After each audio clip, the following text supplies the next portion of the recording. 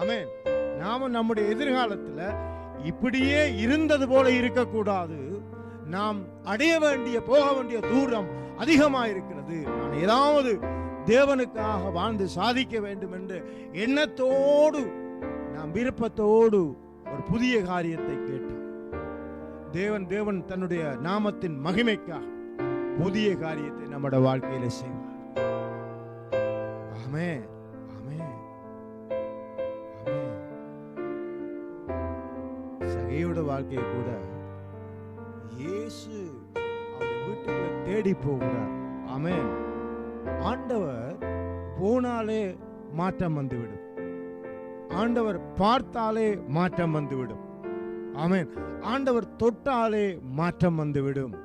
ஆமென். அநேகரை இயேசு தொட்டு சுகமாக்கினார். ஆமென். எனக்கு சித்தம் உண்டு, நீ சுத்தமாகு என்று குஷ்டரோகிகளை தொட்டார். குஷ்டரோகம் ஒரு இமைப்பொழுதிலை பிள்ளைகளுடைய சரீரம் போல மாறிவிட்டது. ஆமென், ஆமென். தேவன் தொட்டாரண்டா நிலைகள் எல்லாம் மாறும், சூழ்நிலைகள் எல்லாம் மாறும். ஆமென். புதிய காரியம் நம்முடைய வாழ்க்கையில வரும். தேவன் தொட நாம் அனுமதிக்க வேண்டும். தேவனை நாம் தேட வேண்டும். தேடுங்கள், அப்பொழுது நீங்கள் கண்டடைவீர்கள். ஆமென். தட்டுங்கள், உங்களுக்கு திறக்கப்படும். கேளுங்கள், உங்களுக்கு கிடைக்கும். விடாம தேடுங்க, முயற்சி பண்ணுங்க. தேவன் தேடுகிறவனை ஒருபோதும் கைவிடுவதில்லை. ஆமென். சிங்கக்குட்டிகள் தாட்சி அடைந்து பட்டினியா இருக்கும். ஆனால் கர்த்தரை தேடுகிறவனுக்கோ ஒரு நன்மையும் குறைவிடாது. ஆமென். கர்த்தரை தேடுகிற இருதயம் மகிழும், சந்தோஷத்தினால கர்த்தர் நிரப்புவார். ஆமென். கர்த்தரை தேடுகிறவனுடைய வாழ்க்கை செழிக்கும். கர்த்தர் அவனை கைவிட மாட்டார். ஆமென். கர்த்தரை நாம் தேட வேண்டும். முதலாவது அவரை நமக்கு முன்பாக வைக்க வேண்டும். அவருடைய நீதியை வைக்க வேண்டும். அவர் என்ன விரும்புகிறார்? நான் பிள்ளையாக இருக்க வேண்டும் என்று விரும்புகிறார். நான் தன்னை போல வாழ வேண்டும் என்று அவர் விரும்புகிறார். அந்த ஆசையும் விருப்பமும் அவர் மேலுள்ள பாசத்தினால நமக்கு அது வர வேண்டும். அந்த விருப்பம் நமக்கு வரும்போது தேவனே சொல்லுகிறார், மகனே மகளே, இப்பொழுது உன்னுடைய தேவைகளை நான் சந்திக்கிறேன். ஆமென். முதலாவது நீ என்னை தேடினபடினால, முதலாவது நீ எனக்கு ரெஸ்பெக்ட் பண்ணி, கனம் பண்ணி, எனக்கு மரியாதை செலுத்தி என் மேல உன்னுடைய அன்பை வைச்சதுனால நான் உனக்கு திரும்ப அன்பு செலுத்துகிறேன். உன் தேவைகளை நான் சந்திக்கிறேன். ஆமென். உன் தேவைகள் எதுவாக இருந்தாலும் நான் சந்திப்பேன். ஆமென். ஆமென். அப்ப ஆண்டவர் வாழ்க்கையை மாற்றி போடுகிறார். அவர் போய் தொடுகிறது என்று இருக்கிறது. அவரை தொட்டவர்களுடைய வாழ்க்கையும் மாறினது. ஆமென். ஒரு விசை 12 ஆண்டுகளாக ஒரு பெண் இரத்த உதிரம், அவளுக்கு ப்ளீடிங், ரத்தம் போய்கொண்டே இருந்தது, நின்றபாடில்லை.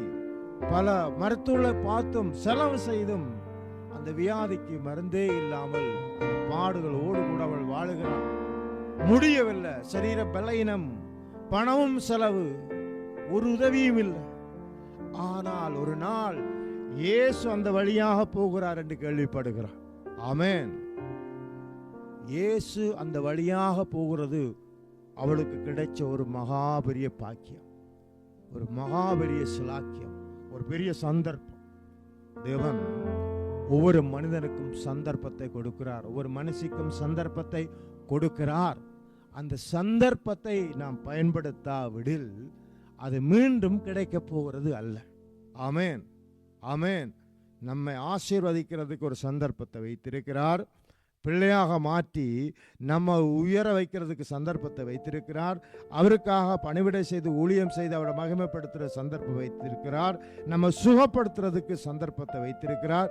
நமக்கு நித்தியத்தை கொடுக்கிறதுக்கு ஒரு சந்தர்ப்பத்தை வைத்திருக்கிறார். நாம் நித்தியத்தில் அவரோடு கூட சதாகாலம் இருக்க போகிறோம். ஒரு சந்தர்ப்பம் நமக்கு கிடைத்திருக்கிறது.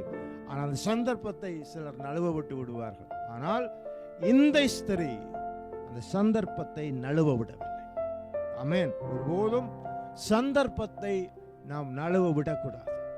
சந்தர்ப்பத்தில் நாம் செயல்பட வேண்டும். இயேசுவை விட்டால் இனி அவளால் அவரை தொட முடியாது என்று அவளுக்குள்ள புரிதல் வந்தது. உடனடியாக இயேசுவை நோக்கி ஓடுகிறார். ஆமென். ஜனங்கள் அவரை நெருக்குகிறார்கள். அவளால் கிட்ட நெருங்க முடியவில்லை. ஆனால் அவளுடைய வியாதியின் பாடு அந்த நாட்டு கலாச்சாரத்தின்படி அந்த வியாதியோடு கூட அவள் வெளியில வரக்கூடாது, ஆக்கள் மத்தியில் வரக்கூடாது, அது தீட்டு என்று சொல்லி அந்த கலாச்சாரம் தடை பண்ணுகிற ஒரு கலாச்சாரம், அவளை தீட்டென்று ஒதுக்குகிற ஒரு கலாச்சாரம். அப்படிப்பட்ட தீட்டு என்று ஒதுக்குற அந்த கலாச்சார மக்கள் மத்தியில அவள் பயப்படாமல் அந்த கலாச்சாரத்தை விட்டு வெளியில வருகிறாள். ஆமென். அந்த மனுஷருடைய எண்ணங்களுக்கும் மனிதனுடைய பயமுறுத்தலுக்கும் பயப்படாமல் அவள் வெளியில வந்து இயேசுவை தேடி ஓடி அவருக்குள்ள நுழைந்து அவருடைய வஸ்திரத்தின் அவருடைய உடையினுடைய ஒரு ஓரத்தை மாத்திரம் தொட்டாள். முழுசாக இயேசுவை அவள் அணைக்கவில்லை, முழுசாக அவரை தொடவில்லை. அவருடைய உடையினுடைய ஒரு நூல், அந்த நூல்ல போய் தொட்டால் உடனடியாக சுகம் வந்தது அவளுக்கு. ஆமென். அவள் சொஸ்தமானாள். ஆமென். தேவன் அவளுக்கு புதிய ஒரு சரீரத்தை கொடுத்தார். ஆமென். புதிய ஒரு வாழ்க்கையை கொடுத்தார். இப்பொழுது அவளை யாரும் தீட்டென்று சொல்ல முடியாது, அவளை யாரும் சபிக்கப்பட்டவள் என்று சொல்ல முடியாது, அவளை யாரும் ஒதுக்க முடியாது. இவர்கள் சமுதாயத்துக்கு புறம்பானவர்கள் ஒதுக்க முடியாது, இவர்கள் குறைவானவர்கள் என்று ஒதுக்க முடியாது, இவர்கள் ஏழைகள் என்று ஒதுக்க முடியாது, இவர்கள் தீட்டானவர்கள் என்று தள்ளி வைக்க முடியாது. இயேசு தொட்டாரண்டா சமுதாயத்தில் ஒரு இடத்தை நமக்கு கொடுக்கிறார். ஆமென். இயேசு தொட்டால் நம்ம உயர்த்தி வைக்கிறார். ஆமென். இயேசுவை அவள் தொட்டார். ஆண்டவர் பார்த்து கேட்டார், என்னை யார் தொட்டது என்று கேட்டார். ஆமென்.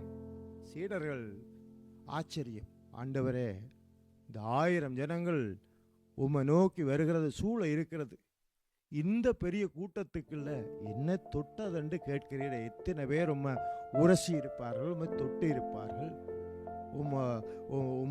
உம்மை எப்படி அதில் தொடாமல் எல்லோருமே உரசி இருப்பார்களே ஆண்டவர் என்று சீடர்களுக்கு ஆச்சரியம். ஆண்டவர் எப்படி பார்த்தாருண்டா, இவங்களெல்லாம் கூட்டத்தோட கூட்டமா போகிற ஜனமாகத்தான் ஆண்டவர் பார்த்தார் ஒழிய விசுவாசிச்சு தேவனோட காரியத்தினோட வாழ்க்கையில செய்ய முடியும் என்கிற விசுவாசத்தோட போகவில்லை.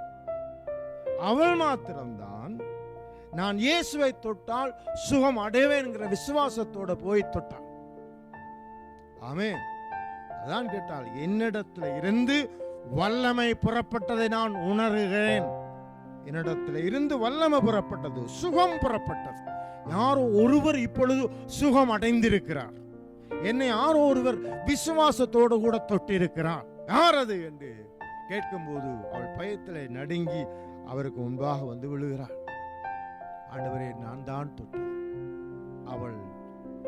அவர் அவளை பயப்படுத்தவில்லை, அவளை உற்சாகப்படுத்தி, மகளே, உன் விசுவாசம் உன்னை ரட்சித்தது, உன் விசுவாசம் உனக்கு சுகம் கொடுத்தது, நீ சமாதானத்தோடு போ என்று சொல்லி அவளை அனுப்பிவிட்டார்.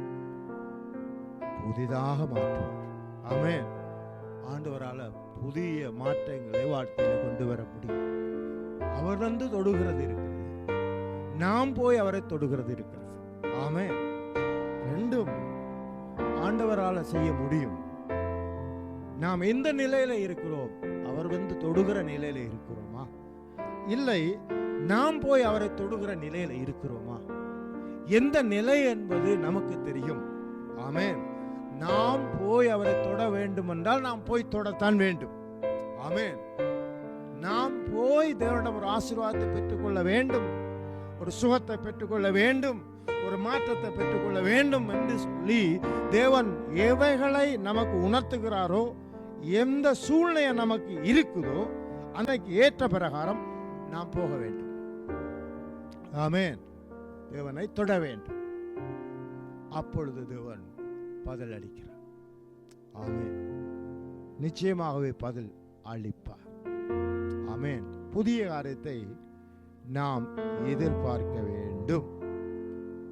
2 கொரிந்தியர் 5ஆம் அதிகாரம் 17வது வசனத்தை வாசிப்போம். இப்படி இருக்க ஒருவன் கிறிஸ்துவுக்குள் இருந்தால் புது சிருஷ்டியா இருக்கின்றான், பழையவைகள் ஒழிந்து போயின, எல்லாம் புதிதாயின. ஆமென். ஒரு மனுஷன் இயேசுவை ஏற்றுக்கொள்ளும் போது ஆண்டவரால எல்லாவற்றையும் புதிதாக்க முடியும். ஆமென். பழையவனை எல்லாவற்றையும் அவரால் ஒழிக்க முடியும் இயேசுவை ஏற்றுக்கொள்ளும் போது. ஏன் நம்முடைய வாழ்க்கையில பழைய காரியங்கள் இன்றும் இருந்து கொண்டே இருக்குதுன்னா இயேசுவை ஏற்றுக்கொள்ளுகிற விதமாக ஏற்றுக்கொள்ளவில்லை. ஆமென். இயேசுவை நம்முடைய இருதயத்திலே அனுமதிக்கிற பிரகாரம் நாம் அனுமதிக்கவில்லை. ஆமென். அவருக்கு எல்லா இடத்தையும் நாம் கொடுக்காம இருப்போம். ஒரு சில இடங்களை நமக்காக வைத்திருப்போம். அதனால்தான் மாறுதல் நம்முடைய வாழ்க்கையில வராது. ஆனால் இயேசு கேட்கிற அந்த நாம் கொடுக்க மாட்டேன் என்று வைத்திருக்கிற அறைகளையும் அவருக்கு கொடுக்க வேண்டும். அப்பொழுது ஒரு புதிய காரியத்தை தேவன் அந்த பகுதிகளை செய்கிறவராக இருக்கிறார். ஒருவன் கிறிஸ்துவுக்குள்ள இருந்தால் புதிய சிந்தனை, ஆமென், புதிய எண்ணங்கள், பழைய சிந்தனைகள் அல்ல, பழைய எண்ணங்கள் அல்ல, பழைய பேச்சுக்கள் அல்ல, பழைய செய்கைகள் அல்ல, எல்லாவற்றையும் தேவன் புதிதாக மாற்றி விடுகிறார். ஆமென். இயேசு முதல் சொன்னது போல, இதோ நான் எல்லாவற்றையும் புதிதாக மாற்றுகிறேன். அவரால் தொடர்ந்து புதிய புதிய காரியங்களை செய்ய முடியும். ஆமென். நம்முடைய வாழ்க்கையில நாம் சில வேளையில நாம் நினைப்போம், நமக்கு வயசாயிடுச்சு, இதுதான் நம்முடைய முடிவு, நம்மால இயலாது முடியாது, வயசானதுனால இப்படித்தான் ஆகும் என்றெல்லாம் நாம் சில வேளையில ஒரு மனுஷன் யோசிக்கிறது போல யோசிப்போம். ஆனால் தேவனால வயசானவர்களுக்கும் ஒரு புதிய காரியத்தை செய்ய முடியும். ஆமென். நம்முடைய தேவன் ஆபிரகாம், ஈசாக்கு, யாக்கோபுடைய தேவன் என்பதை மறக்க கூடாது. நம்முடைய தேவன் யோசுவா, காலேபுடைய தேவன் என்பதை நாம் மறக்க கூடாது. ஆமென். அவராலே எல்லாருக்கும், எல்லா விதமான நிலையில இருக்கிறவர்களுக்கும், பலவானுக்கும் பலவீனனுக்கும் அவராலே உதவி செய்ய முடியும். லேசான காரியம். ஒருவன் பலவான் என்று சொல்லலாம், பணக்காரன் என்று சொல்லலாம், படித்தவன் என்று சொல்லலாம், ஒருவன் ஏழை என்று சொல்லலாம், ஒருவன் படிக்காதவன் என்று சொல்லலாம், ஐயோ நான் பலவீனன் என்று சொல்லலாம். எவராக இருந்தாலும் தேவனை விசுவாசிக்கும் போது அவரால் உதவி செய்ய முடியும். பலவானுக்கும் பலவீனனுக்கும் உதவி செய்கிறது அவருக்கு லேசான காரியம். ஆமென். எந்த நிலையில நாம் இருந்தால் யாரென்றும் தேவன் பார்க்க மாட்டார். பட்சபாதம் இல்லாத தேவன் அவர். ஆமென். நம்முடைய தேவன் யார்? மனிதனை போல அல்ல, பொல்லாத தெய்வம் அல்ல. நம்முடைய தேவன் உலக தகப்பன்மாரை சுட்டி காண்பிக்கும் போது, பொல்லாத தகப்பன்மாராகிய நீங்களே பிள்ளைகளுக்கு நல்ல ஈவை கொடுக்கும் போது, பரமபிதாவாகிய நான் உங்களை விட அதிகமான அன்பும் பட்சபாதம் இல்லாத நான் உங்களுக்கு நல்ல ஈவுகளை கொடுக்காமல் இருப்பேனோ? நல்லவைகளை நமக்கு செய்வார். ஆமென். நல்லவைகளை தேவன் நமக்கு வைத்திருக்கிறார். ஆமென். புதிய காரியத்தை அவரால் செய்ய முடியும். ஆமென். அப்பத்தை கேட்டால் என்னத்தை கொடுப்பார்? கல்லை கொடுக்க மாட்டார். நிச்சயமாகவே பெஸ்டானதை, நல்லதைத்தான் நமக்கு கொடுப்பார்.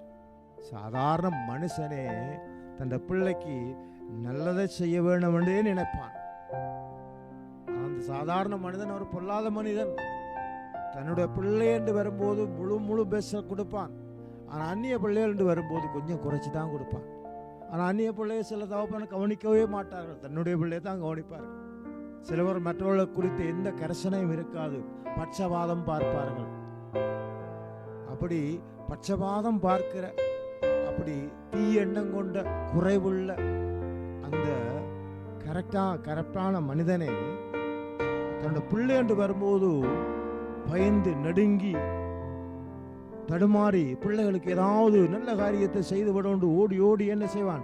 செயல்படுவான். அப்படிப்பட்ட மனிதனுக்கே ஒரு நல்ல இருதயத்தை கொடுக்கிறார் பிள்ளையை குறித்துண்டா. நம்முடைய தேவன் எவ்வளவு பெரியவர். ஆமென். அவர் நல்லதை நமக்கு வைத்திருக்கிறார். புதிய காரியத்தை கேட்க சொல்லுகிறார். அப்பத்தை கேட்டா அப்பத்தை விட பெஸ்டா கொடுப்பாருண்டா.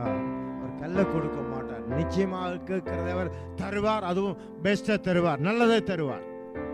ஆமென். அவர் எல்லாவற்றையும் படைக்கும் போது, வானத்தை படைக்கும் போது, பூமியை படைக்கும் போது நல்லது என்று கண்டார்.